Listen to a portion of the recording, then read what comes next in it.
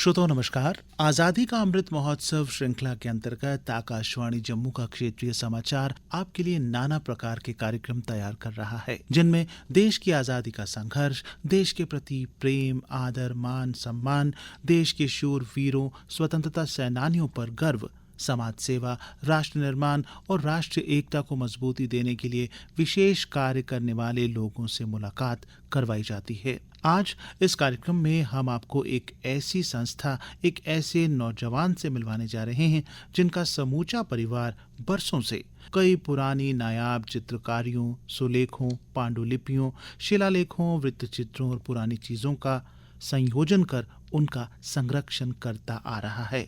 क्यों कहें तो उन्होंने स्वयं ही एक बहुत बड़ा म्यूजियम बना रखा है, और वो भी अपने बूते पर, अपनी मेहनत और सामर्थ्य से। तो आइए चलते हैं। तो श्रोताओं, इस समय हम पहुंच चुके हैं शाश्वत आर्ट गैलरी, जो कि एक म्यूजियम भी है और मैन्युस्क्रिप्ट लाइब्रेरी भी है। हमारे सामने है हमारा स्वागत करने के लिए सुरेश एब्रोल जी। सुरेश जी, हमारे आज़ादी का अमृत महोत्सव श्रृंखला में आपका स्वागत है, और आज हम आपकी इस लाइब्रेरी और म्यूजियम के बारे में बात करेंगे। आपका और आपकी पूरी टीम का यहाँ पे हमारी आर्ट गैलरी का म्यूजियम में स्वागत है। हमें बड़ी प्रसन्नता हुई कि आपकी पूरी टीम यहाँ पे जो आज़ादी का महोत्सव जी पूरे हमारे हिंदुस्तान में इसको सेलिब्रेट किया जा रहा है जी तो उसी की कवरेज के लिए आप यहाँ पे हमारे म्यूजियम में आए जी हैं। सुरेश जी, आज़ादी का अमृत महोत्सव श्रृंखला में हम उन तमाम लोगों से बात कर रहे हैं जो देश के लिए मान, सम्मान और फ़ख्र की बात कर रहे हैं या उन कामों से जुड़े हैं। और आपने जिस तरह से इतना कुछ संजो के रखा हुआ है अपने म्यूज़ियम में, और वो भी अपने लेवल पर, मैं चाहता हूँ कि इसके बैकग्राउंड के बारे में हमारे सुनने वालों को बताएं कि आपको किस तरह से ये मौका मिला या शौक़ पैदा हुआ, ये सिलसिला किस तरह से शुरू हुआ कि नायाब चीज़ों को आप संजो कर संभाल कर रखें। देखिए जगमोहन जी, आपका कहना बिल्कुल ठीक है। ये जो विरासत आप देख रहे हैं, ये एक दिन का कलेक्शन नहीं है जी। ये सालों साल का कलेक्शन है। कलेक्शन शुरू हुआ इसका दौर जब हमारे दादाजी लाला रेखी राम जी जो थे, वो महाराजा हरि सिंह जी का ज्वेलरी विंग देखते थे जी। तो उन्होंने शुरू में सोने चांदी के सिक्के या कोई मेडल, क्योंकि वो बेसिकली ज्वेलर फैमिली से बिलोंग करते थे, तो उन्होंने सोने चांदी की ज्वेलरी और ये मेडल सिक्के हो गए या कोई पुरानी ज्वेलरी हो गई, उसको उन्होंने कलेक्ट करना शुरू किया। जी। तो वो सुबह नहाने के लिए, पहले ये प्रथा होती थी, लोग सुबह नहाने के लिए तभी नदी पे जाते थे। जी हाँ। तो वहां पे वो उन्होंने कई बार देखा कि वैद्य, हकीम या पंडित, पुरोहित, उनकी फैमिली के कुछ लोग क्या है कि उनके बुजुर्गों की डेथ के बाद क्या करते थे कि वो लोग वहां पे आके कुछ मैन्युस्क्रिप्ट पांडुलिपियों को जल प्रवाह करते थे। अच्छा। तो इनके ये सोचना था कि जिनके घर से ये प्रतिलिपियां आ रही हैं जी। वो तो किसी को हाथ नहीं लगाने देते थे। जी। और आज की डेट में जो जल प्रवाह कर रहे हैं उनकी मरने के बाद, तो वो वहां से उठा के लाते थे। तो शाम के टाइम में क्या होता था कि जैसे आप देखते हैं कि पहले एंटरटेनमेंट के कोई साधन नहीं थे, जी।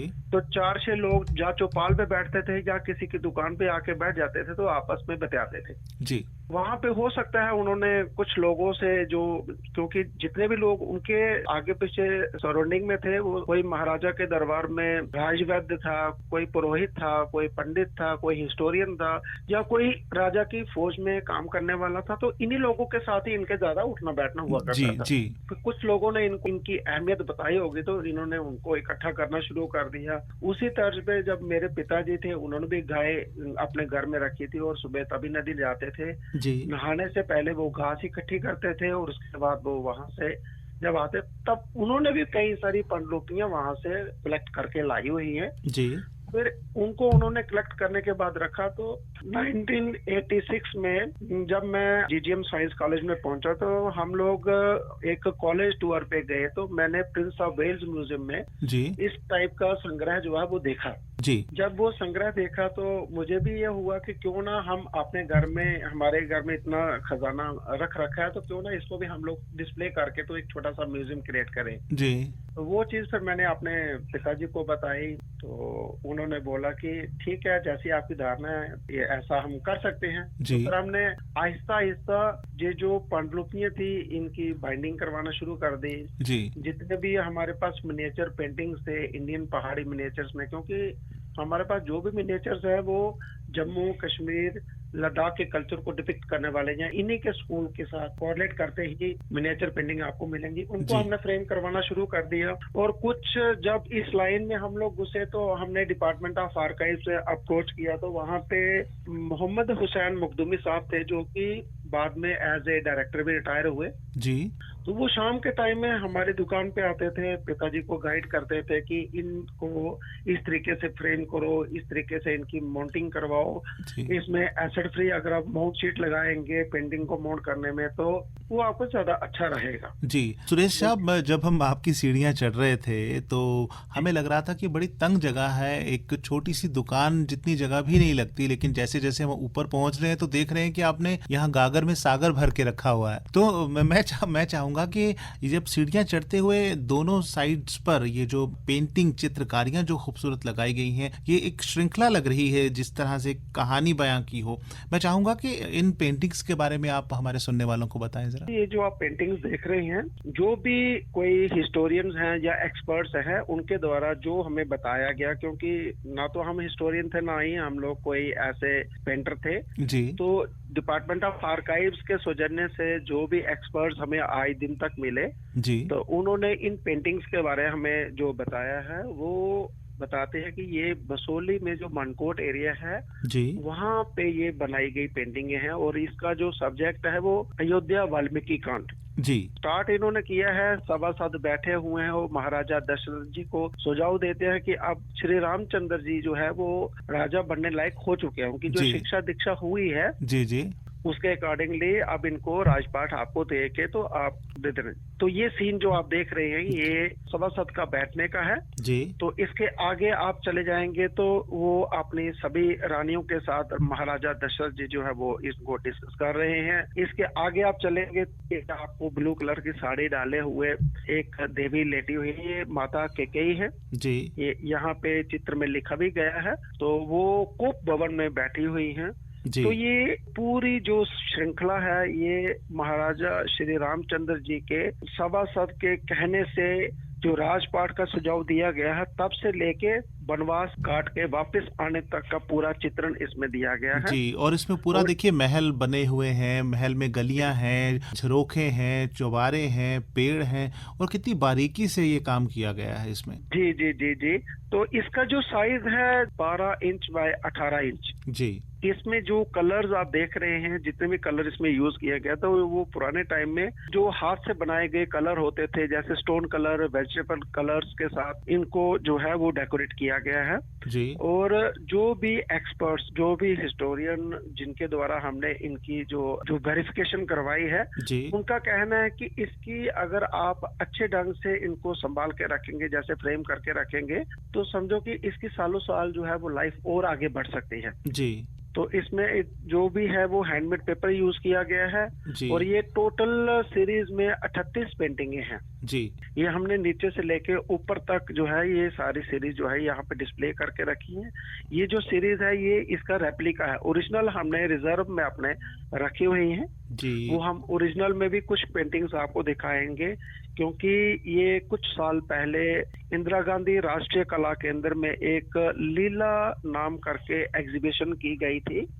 वहां पे उन्होंने ऑल ओवर इंडिया से रामायणा के चित्र या रामायणा के हर टाइप का मटेरियल पूरे हिंदुस्तान से मंगवाया था। जी। और इसी तरीके से हमें भी उन्होंने अप्रोच किया, तो हमने ये 38 पेंटिंगों का जो रेप्लिका था वहां पे हमने सिलेक्शन के लिए भेजा। तो चूंकि वो बहुत बड़ी एजेंसी है, उन्होंने बोला कि हमारे पास ऑल ओवर इंडिया से हमने ये मटेरियल रामायणा के रिलेटेड कवर करना है, तो जी। हम आपकी जो है वो 15 पेंटिंगें जो है 15 से 20 पेंटिंगें यहाँ पे डिस्प्ले में डालेंगे। जी। तो 2017 में हमने ये लीला एग्जीबिशन में पार्टिसिपेट किया था। जी। इंदिरा गांधी राष्ट्रीय कला केंद्र न्यू दिल्ली में। जी। जितना भी आप विरसा देख रहे हैं, तो ये विरसा जो है ये हमारी एक फैमिली की ही पूरी धरोहर है। सुरेश जी, अभी तो शुरुआत है आपका म्यूजियम देखने की और हमारा जो सीना जो है वो फख्र से चौड़ा हो रहा है। ये आपके जो टेबल के ऊपर ये चित्र लगा है, बहुत विशाल चित्र है और इसका कुछ भाग मैं देख रहा हूँ कि खराब हो चुका है थोड़ा सा। तो आप मुझे समझाने की कोशिश करेंगे, जहमत करेंगे कि ये क्या चीज है और बड़ा विस्तृत सा लग रहा है, एक्सप्लेन किया हुआ। जगमोहन जी, ये जो आप चित्र यहाँ पे देख रहे हैं, ये कपड़े के ऊपर बनाया गया चित्र है जी। हमारे जो कश्मीर के विद्वान थे, उन्होंने संस्कृत में से एक नया लिपि निकाली थी जी, जिसको हम शारदा लिपि के नाम से जानते हैं। जी जी जी।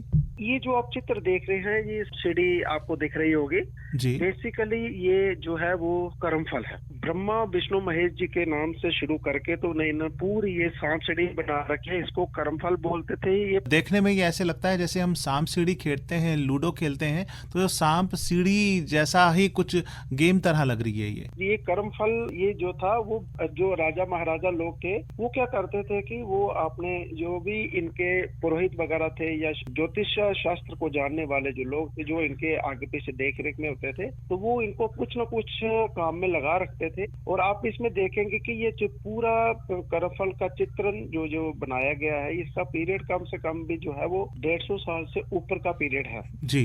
और आप इसमें देखेंगे कि आज के टाइम में जितने भी कोई चित्रकार होते हैं वो अपना नीचे नाम लिखते हैं जी। तो जो कि हिस्टोरियंस हमें जो गाइड करते हैं उनका कहना है कि पहले क्या था कि जो भी चित्रकला की जाती थी या कुछ लिखा जाता था हिस्टोरियंस के द्वारा, वो उनको महाराजा का या राजा के लिए वो लोग काम करते थे। इसलिए किसी भी आप चित्र के नीचे किसी का कोई कभी भी नाम नहीं देखेंगे जी।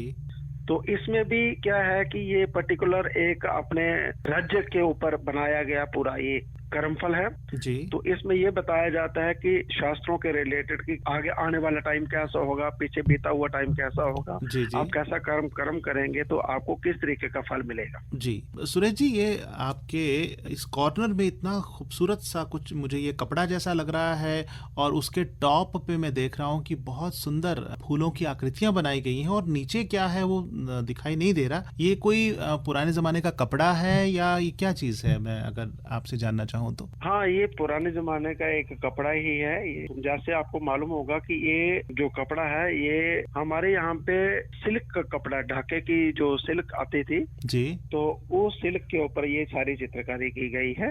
तो इसमें जितने भी बेल बूटे बनाए गए हैं, क्योंकि पहले चित्रकला में क्या था कि जो जम्मू की चित्रशाली रही है उसमें वनों का चित्रण किया जाता था, तो ज्यादा से ज्यादा उसमें शिकारगाह बनाई जाती थी या कुछ भी देवी देवताओं के चित्र। शिकारगाह के बीच में ऊपर आप आसमान में देखेंगे तो देवी देवताओं के चित्र दिखेंगे जी। और नीचे आप देखेंगे तो नीचे शिकारगाह जिसमें कई सारे पशु पक्षियों को चित्रण किया जाता था जी। और ये कॉर्नर में एक ये रेक्टेंगुलर बहुत लंबी एक फ्रेम में कुछ रखा हुआ है, इसमें भी टॉप के ऊपर फूल बनाए गए हैं लेकिन अंदर क्या है पूरा प्लेन है। ये क्या चीज है, अगर आप बताने का कष्ट करें तो? जगमोहन जी, ये हमारा बड़ा एक स्पेशल कलेक्शन है।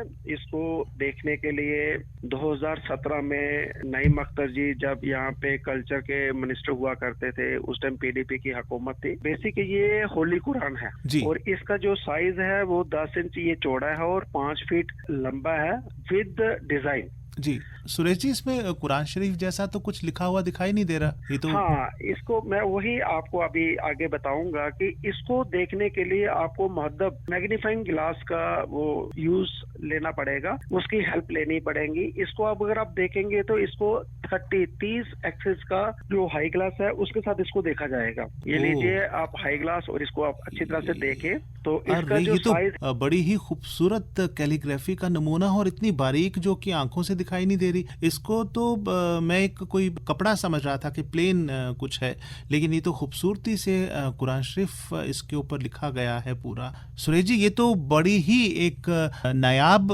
कलेक्शन है। मैं चाहूंगा कि हमारे सुनने वालों को एक्सप्लेन करें कि ये एक ही कपड़े पर, एक ही कागज पर, एक ही फ्रेम में पूरा कुरान शरीफ लिखा हुआ है। इसमें आप इसके बारे में डिटेल में बताइए। हाँ, जितना हमें एक्सपर्ट्स या हिस्टोरियंस ने आए दिन तक गाइड किया है, इसमें पूरा ये मैंने आपको बताया ना कि इसका 10 इंच बाय 5 फीट इसका साइज है, और इसको अगर देखना होगा तो आपको एक 30 एक्सिस का हाई ग्लास, ऐसे तो 10 एक्स का भी देख सकते हैं, 20 एक्सिस के हाई ग्लास से भी देख सकते हैं। अगर आपको इसको क्लियरली देखना है तो 30 एक्सिस के हाई ग्लास के साथ इसको आपको देखना पड़ेगा, तभी जी। जाके तो आप इनके अक्षर को पढ़ सकते हैं। और ये पूरा अरबी में लिखा गया है। जी। इसमें कंप्लीट 30 के 30 पारा है, और हर पारे को हर चैप्टर के साथ पूरी तरह से इसको एलेबोरेट करके लिखा गया है। और नईम साहब के रिक्वेस्ट बेसिस पे हमारी फैमिली ने एकेडमी ऑफ हॉर्टिकल्चर लैंग्वेजेस के बैनर के साथ मिलके हमने श्रीनगर में इसका एग्जीबिशन भी किया था। आप आगे चल कर देखेंगे तो हमारा जो म्यूजियम की गैलरी है वहाँ पे आपको और भी इसके साथ का मटेरियल मिलेगा, और इसके लिए हमारी फैमिली को बहुत ज्यादा जो अच्छा श्रेय जो है वहाँ के लोगों द्वारा दिया गया था, बहुत प्यार हमें वहाँ पे दिया गया था। अपने आप में तो ये एक यूनिक कलेक्शन है, और मुझे नहीं लगता कि कहीं और भी इस तरह के नमूने होंगे जो आपने ये संजो के रखा है। सुरेश जी, ये मैं देख रहा हूँ कि आपके इस रूम में एंटर करते ही राइट साइड पे कुछ फ्रेम्ड कॉइन्स हैं, बहुत सारे कॉइन्स हैं, फ्रेम करके रखे हुए हैं। मैं चाहूंगा कि इन कॉइन्स की खसूसियात के बारे में बताइए कि इनकी क्या स्पेशलिटी है इन कॉइन्स की। हाँ, ये जो आप जगमोहन जी, ये 3-4 कैबिनेट्स के अंदर जो वुडन कैबिनेट्स हैं, इनके अंदर ये जो आप कॉइन्स डिस्प्ले करे हुए देख रहे हैं जी। ये अलग अलग रूलर्स के पीरियड को दर्शाते हैं। जी। हमारे पास जितना भी हम लोग ये कलेक्शन आप देख रहे हैं, ये हमने कहीं बाहर जाके इकट्ठा नहीं किए हैं। जैसे फॉर एग्जांपल अगर कोई बर्तन शर्तनों का काम करने वाले लोग हैं, हो सकता है पिताजी उनके पास जाते थे, जी। तो तांबे पीतल के या इसके चांदी के जो कोई कॉइन फाइन्स उनसे मिल जाते थे, वो उनसे एक्सचेंज कर लेते थे। उनकी जगह उनको वो कुछ और दे देते थे, उनसे ले आते थे। जी। तो इसमें आपको अलग अलग एरा के कॉइन्स देखने को मिलेंगे। ये जो देख रहे हैं ये कुषाण पीरियड के कॉइन्स हैं, ये तांबे के सिक्के हैं। इसका जो वेट है ये कोई 12 से 13 ग्राम का एक कॉइन्स का वेट होता है। जी। और यूजुअली जो हिस्टोरियंस कहते हैं कि इस तरह के जो कॉइन्स हैं, ये हमारा जो अखनूर में अंबारान वाली जो साइट है वहाँ पे ऐसे कॉइन्स देखने को मिले हैं। जी। ये जो दूसरे आप छोटे छोटे कॉइन्स देख रहे हैं, इसमें 2-3 किस्म के कॉइन्स हमने आए दिन तक देखे हैं, जो हिस्टोरियंस हमें कहते हैं या एक्सपर्ट्स कहते हैं जी। कि इसमें एक साइड में घोड़े के ऊपर घुड़सवार बैठा हुआ और दूसरी तरफ इसको बैल बैठा हुआ है। जी। और इस कॉइन्स का जो पीरियड है वो 875 AD। जी। ये किंग ऑफ काबुल सामंता देवा, ये काबुल में एक हिंदू राजा हुआ करते थे 875 AD में। जी। तो उसको सामंता देवा के नाम से जाना जाता था, जो बिगड़ते बिगड़ते कई लोग उसको सपलापति देवा भी कहते हैं। जी। तो इसमें आपको चांदी के कॉइन्स भी मिलेंगे, तांबे के कॉइन भी मिलेंगे, और कुछ आप देखेंगे इसमें ये जो कुछ कॉइन दिख रहे हैं, ये तांबे के कॉइन्स के ऊपर चांदी की इलेक्ट्रोप्लेटिंग की गई है। अच्छा। मतलब उनकी साइंस कितनी एडवांस रही होगी कि उस टाइम भी वो जो थे वो इलेक्ट्रोप्लेटिंग करते थे। जी। आगे जो आप कॉइन देख रहे हैं, ये गोल्डन कलर का कॉइन जो देख रहे हैं, ये इसको शाही टोकन बोला जाता है। जी। इसमें सोने के कॉइन्स भी हुआ करते थे, और इसमें कॉपर के ऊपर सोने की इलेक्ट्रोप्लेटिंग की हुई है। जी। ये कहते हैं कि जो कॉपर के ऊपर सोने की इलेक्ट्रोप्लेटिंग की गई है, ये जो रूलर्स, जो भी कोई रूलर होगा जिसके ये निकाले गए कॉइन्स है, क्योंकि इसको हम लोग अभी शोध करवा रहे हैं, इसका हमने पूरा अंडर रिसर्च अभी चल रहा है, प्रोसेस वगैरह। जी। तो जो शोधकर्ता या जो एक्सपर्ट्स कहते हैं कि ये हो सकता है कि जो गोल्ड के जो कॉइन्स हैं उसको तो फैमिली मेंबर्स, जो जैसे राजा से जुड़ी हुई उनकी फैमिली या उनके मेंबर्स या उनके जो आगे पीछे वजीर वगैरह या जो बाकी लोग हुआ करते थे, जी, वो सोने का सिक्का चलाते थे, और उसका जो रेप्लिका है वो पब्लिक के लिए उन्होंने ओपन रखा हुआ होता था। जी। और आगे इसके आप देखेंगे इसमें अलग अलग आपको मुगल एरा के ये चांदी के और तांबे के सिक्के दिख रहे हैं। जी। इसमें मोहम्मद शाह का कॉइन, ये जो आप देख रहे हैं, ये मोहम्मद शाह का कॉइन है, ये शाह आलम का कॉइन है, ये फारूक शेर का कॉइन है। जी। ये जो आप चौरस कॉइन देख रहे हैं 6 ग्राम वाला, जी। ये अकबर रूलर रहा, जलालुद्दीन मोहम्मद अकबर के पीरियड का सिक्का इसको बोला जाता है, इसको जी। चोरसी बोले जाते हैं। जी। और ऐसा जो एक्सपर्ट्स, जैसे हमने आर्काइव्स को अप्रोच किया तो उन्होंने हमसे पूछा था कि ये आपके पास कॉइन कहाँ से आए हैं। जी। हमने बोला हमें तो मालूम नहीं, ये हमारी विरासत में पड़े हुए हैं यहाँ पे। जी।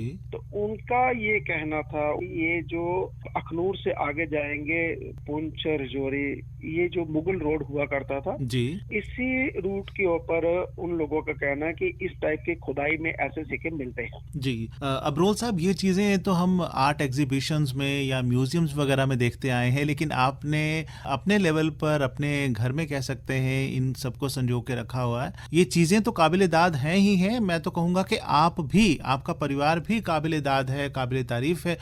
हमारी इस रिच जो हमारा कल्चर है, हमारी आर्ट है और हमारा ये जो सरमाया है, इसको आप संभाल कर रखे हुए हैं। ये मैं देख रहा हूँ इस कैबिनेट में ये जो ज्वेलरी पड़ी हुई है, ये ज्वेलरी कहाँ की है, कब की है, इसके बारे में मैं चाहूंगा कि आप बताएं। ये जो आप ज्वेलरी यहाँ पे सर डिस्प्ले की हुई देख रहे हैं, जी। ये हमारे जम्मू कश्मीर और लद्दाख जो प्रदेश हमारा जो आज तो ये यूटी बन गया है, पहले जी। हमारे ये 3 रीजन हुआ करते थे हमारी रियासत के।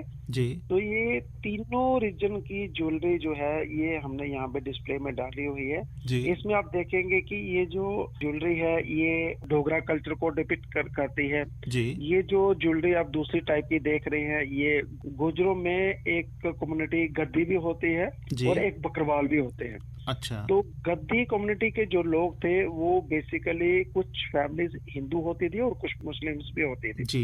जैसा कि हमें हिस्टोरियंस कहते हैं। हम्म। तो वो जो हिंदू फैमिली थी, वो जो ये जो सेंटर में आप लॉकेट देख रहे हैं, जी। इसमें वो देवी देवताओं का चित्र डाल देते थे। और जो मुस्लिम फैमिलीज थी वो इसके अंदर ग्रीन कलर का डॉट या ग्रीन कलर का कोई ऐसा कलर लगा देते थे, जी। जहाँ उसको बिल्कुल प्लेन रखते थे, प्लेन टाइप का जंतर बॉक्स लगाते थे। बोलता है चमकली, कोई इसको बोलता है रुपए वाला हार, जी। कोई इसको बुलड़े के नाम से जाना जाता है। मतलब इनके अलग अलग, आप जैसे जम्मू से चलेंगे तो उधमपुर में जाएंगे तो भाषा, रहन सहन, खान पीन वो आपको थोड़ा सा चेंज हो जाएगा। फिर 20 किलोमीटर आप आगे जाएंगे तो ऐसे ही ज्वेलरी का जो सिस्टम था वो भी आगे आगे चलते तो स्टाइल एंड पैटर्न इसका चेंज हो जाता है। जी।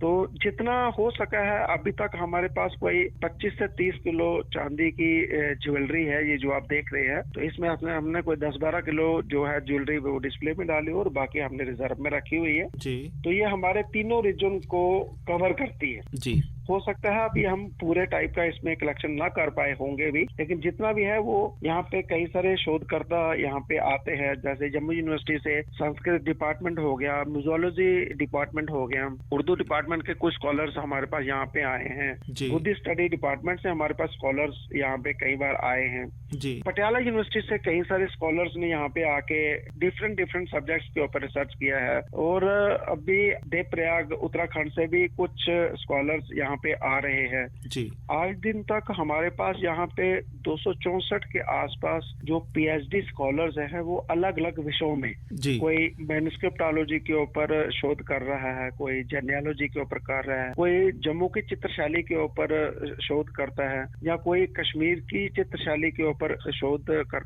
कर रहा है। जी। कोई पहाड़ी जो कल्चर के ऊपर शोध कर रहा है। मतलब अलग अलग शोधकर्ता जो है वो किसी न किसी तरीके से पूछते पछाते हमारे यहाँ पे आ जाते हैं। जी। और हमारे तरफ से जो भी पॉसिबल हेल्प हो सकती है, हमने हर टाइप के स्कॉलर्स के लिए यहाँ पे दरवाजे खोल रखे हैं। और हम कभी भी किसी भी स्कॉलर से किसी किस्म का कोई भी रिम्यूनरेशन जो है वो चार्ज नहीं करते हैं। जी। आप देख रहे हैं कि हमारे यहाँ पे ये छोटा सा एक गेस्ट हाउस है 2 रूम का। जी। तो यहाँ पे हम उन स्कॉलर्स को ये भी परमिशन देते हैं कि आप यहाँ पे रह सकते हैं। जी। हमने खाना बनाने का सिस्टम तो रखा है। जी। लेकिन हमने सिर्फ उतना ही रखा है जो हमारे यहाँ पे एम्प्लॉइज काम करते हैं। ये तो इन लोगों को जब दोपहर का खाना खाना तो ये लोग यहाँ पे खुद ही बना लेते हैं। जी। तो हम उनको बोलते हैं कि आप इसमें अगर इनको हेल्प कर सकते हैं तो आप करिए और पकाइए, बनाइए और खाइए और रेस्ट कीजिए। जी। तो ये इस शोधकर्ता जो है वो 2-2, 4-4, 5-5, 10 दिन भी यहाँ पे रहते हैं। जी। सुरेश जी, ये जो मैं देख रहा हूँ यहाँ सामने एक और कैबिनेट में यहाँ कुछ प्रेशियस स्टोन्स लग रहे हैं, उनसे बनी हुई चीज़ें लग रही हैं।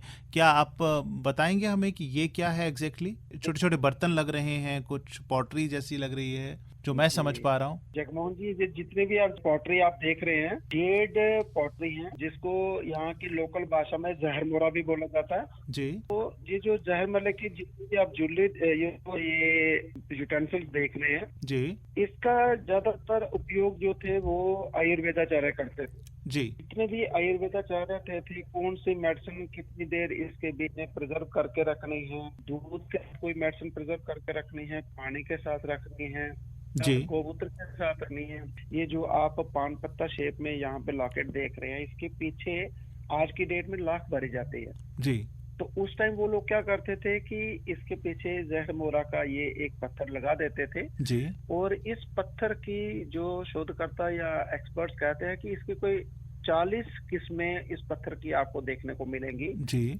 जिसमें मतलब कि उसकी काफी ज्यादा हार्डनेस, 9 हार्डनेस भी होगी, 8 भी हार्डनेस होगी, क्योंकि 10 हार्डनेस तो डायमंड की होती है। जी, तो लास्ट ये 4.5 हार्डनेस का जो पत्थर होता है, this is called soft stone. जी, तो इसका ऑर्नामेंटल यूज भी वो लोग करते थे। जी, और कई जो हिस्टोरियंस कई एक्सपर्ट्स का कहना है कि इसका कोई गिलास, कटोरी या कोई ऐसा बर्तन जिसके बीच में रात को पानी डाल दो जी, और सुबह अगर वो पिया जाए, तो उससे क्या होता था कि जो आपका हार्ट बीट करता है, उस मतलब हार्ट का जो ब्लड को पतला करने का ये काम करते थे, वो वाला पानी जो इनटेक करते हैं लोग, जी, ब्लड को पतला करने का काम करते थे। जब ब्लड पतला होगा तो आपको बीपी हाई नहीं रेज करेगा, बीपी रेज नहीं करेगा तो आपको हार्ट की प्रॉब्लम नहीं होगी भी। तो कुछ जो आयुर्वेदाचार्य या शोधकर्ता है, उन्होंने इसके ऊपर जो शोध करके हमें आए दिन तक बताया है कि इसका रात को पानी अगर इसमें डाल के तब सुबह वो वाला पानी खाली पेट पिया जाए, तो उससे क्या होता है कि ब्लड पतला हो जाता है। सुरेश जी, जो और ये विरसा जो आपने संजो कर रखा है, मुझे नहीं लगता कि एक कार्यक्रम में सारे को इंक्लूड किया जा सकता है या इसके बारे में बात की जा सकती है, लेकिन जल्दी जल्दी आज का प्रोग्राम खत्म करने से पहले मैं आपसे ये जानना चाहूंगा कि ये शेल्फ में हम देख रहे हैं कि कुछ घोड़े, हाथी बने हुए हैं, ऊंट बने हुए हैं, और कुछ ये पॉट्स हैं। मुझे तो इस तरह से लगता है जैसे हुक्के का बेस होता है, ये वो चीजें हैं। मैं चाहूंगा कि इनके बारे में बताइए कि इनकी क्या स्पेशलिटी है इन चीजों की। हाँ जगमोहन जी, क्या था कि पहले टाइम में टीवी नहीं थे, कंप्यूटर नहीं थे, पंखे नहीं थे, या कोई ऐसा एंटरटेनमेंट का कोई साधन नहीं था, टाइपराइटर नहीं थे। उस टाइम क्या होता था कि लोग चौपाल में आपस में इकट्ठे बैठ के बताते थे। जी, अगर कोई जहाँ तो वो कोई लोकल जो सॉन्ग्स होते थे, जिसको हम जैसे हमारे यहाँ पे गीतड़ू बोला जाता है, जी, जब पहाड़ों में आप अगर जाएंगे तो आपको पहाड़ों में वैसे एंटरटेनमेंट के साधन नहीं मिलेंगे। जी, जी, जी, आज मोबाइल है, इंटरनेट है, व्हाट्सएप है, फेसबुक है। जी, तो उस टाइम क्या होता था कि आपस में लोग शाम को बैठ जाते थे, तो वो हुक्का गुड़गुड़ाते थे। जी, ये जितने भी आप देख रहे हैं different different style and pattern में, ये हुक्का बेसिस हैं। जी, तो ये नहीं है कि इसमें हुक्का जो था वो सिर्फ मर्द लोग हैं वही इनटेक करते थे, जी, इसमें फीमेल भी हुक्का जो थी वो पीती। तो ये उस टाइम का एक बहुत बड़ा एक एंटरटेनमेंट का साधन था। जी, और जो गांव चौपाल में बैठे हुए लोग बुजुर्ग होते थे, वो क्या करते थे कि चौपाल में वो हुक्के वहां पे 24 घंटे रखे हुए होते थे, जी, तो वो हुक्का इनटेक करते थे। और समझिए कि ये उस टाइम का एक एंटरटेनमेंट का साधन है, जिसको ये जितने भी आप अलग अलग भांति के जो हुक्का बेसिस देख रहे हैं, इसमें चांदी के भी हैं, पीतल के भी हैं, तांबे के भी हैं, जी, और इसमें अष्टधातु के भी। ये जो आप राउंड जैसा देख रहे हैं, दो हुक्के देख रहे हैं, जी, ये एक मेल का है, एक फीमेल का है। जी। आप इसका वेट और ये देखिए जो ओवल शेप का ये है, ये तो काफी भारी है, इसका वजन अपने आप में बहुत भारी है। जी जी जी, वही मैं आपको बता रहा हूँ। ये जो ओवल शेप वाला आप देख रहे हैं, इसको नरगेला भी है, मतलब इसको अलग अलग इनके नाम भी अलग अलग होते थे। इसको नरगेला बोला जाता है, जी, इसको दुकड़ी बोला जाता है, इसको अम्बड़ी बोला जाता है, मतलब आम की शेप वाला होगा तो अम्बड़ी हो गया, जी, तुका बोला जाता है। मतलब अलग अलग शेप एंड स्टाइल को अलग अलग इन्होंने लोकल नाम दिए नेम हुए जो हैं। यहाँ जी। पे दिए हुए हैं। आप इसको एक नाम दे सकते हैं हुक्के के बेसिस। जी, सुरेश जी, समय की कमी आड़े आ रही है हमारी इस बातचीत को आगे बढ़ाने में, लेकिन एक बार फिर से मैं आपको बताऊं कि जो काम आपने किया है, करते आ रहे हैं, ये छोटा काम नहीं है, बहुत बड़ा काम है, बहुत महान काम है। अपनी विरासत को संभाल के रखना, अपने सरमाए को संभाल के रखना, और वो भी अपने बूते पर, अपने इंडिविजुअल लेवल पर, ये बहुत बड़ी बात है। तभी तो हमने आपको अपने आज़ादी का अमृत महोत्सव श्रृंखला में शामिल किया है और मैं आपसे वादा करता हूँ कि एक बार फिर हम आपके यहाँ आएंगे। और आज तो हमने म्यूजियम देखा, उसके बाद जो मैन्युस्क्रिप्ट्स आपके पास, पांडुलिपियां जो हैं, उन्हें भी हम देखेंगे और उनके बारे में भी बात करेंगे। हमसे बात करने के लिए बहुत बहुत शुक्रिया। तो श्रोताओ, आज़ादी का अमृत महोत्सव श्रृंखला के अंतर्गत आज हमने आपकी बात करवाई सुरेश अब्रोल जी से, जो कि बरसों से नायाब चीजों का संरक्षण करते आ रहे हैं और इस बेशकीमत धरोहर को संभाल कर रखे हुए हैं। इनके म्यूजियम में और क्या क्या है वो भी आपको बताएंगे इनके साथ अगली मुलाकात में। तब तक के लिए अपने रेडियो दोस्त जगमोहन को दीजिए इजाजत। नमस्कार। इस कार्यक्रम के लिए तकनीकी सहयोग गोकुल वर्मा का, परिकल्पना एवं निर्देशन आर के रैना का और प्रस्तुति आकाशवाणी जम्मू के क्षेत्रीय समाचार एकांश की।